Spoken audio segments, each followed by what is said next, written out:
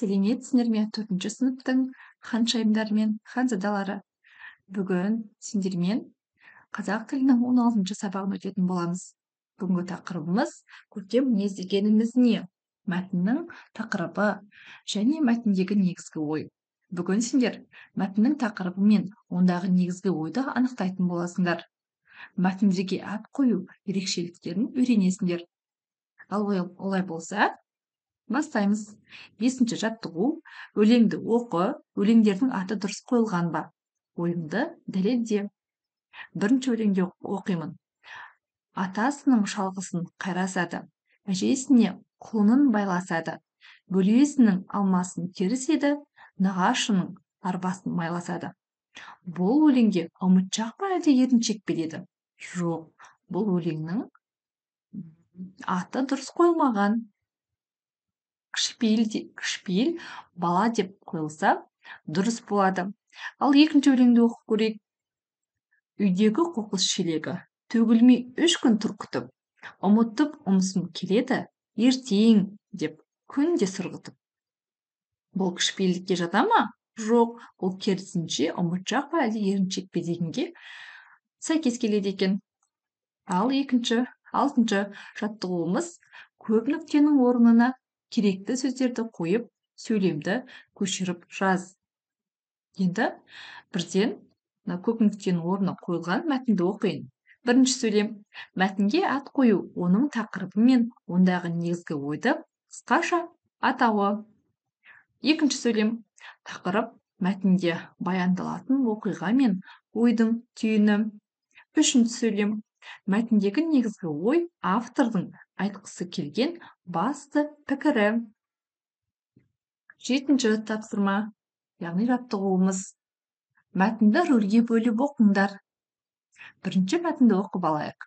Рақат апай менің желінбей қалған әркім көшеге тастаған нандарды жинап, фермаға апаратынымды да біледі екен. Атайға соны айтып еді ол кісі. Нан қадірін білген адам ғана нағыз адам. Жаның жомарт, алақаның ашық, пейілің кең болсын. Тілеген тілегіңе жет, балам, деп сол арада 2 алақанын жайып, бетін сипады. Ой, құлыным, мұнан артық не керек бізге? Ақ көңіл, адал жүрегіңмен батасын берген екен ғой, деп ажар жүрегі жарыла қуанып, немересін аймалап сүре бастады. Шәйімкүл-ай, Шәйімкүл, мұнда кел, қуан, той жаса. Құлынымыз мақтау қағазымен қоса дәрмен атасынан бата алып келіпті.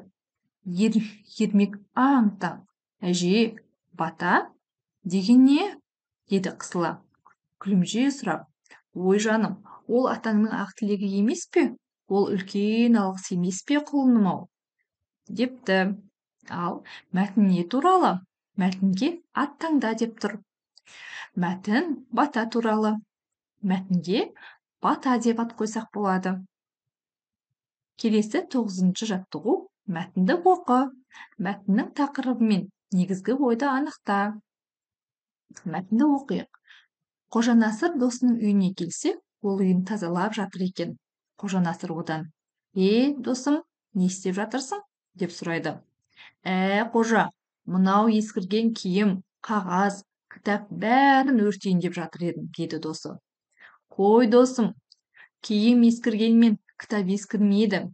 Кітаптың сырты ескіргенмен ішіндегі ақыл сөзі ескірмейді, депті сонда Қожанасыр.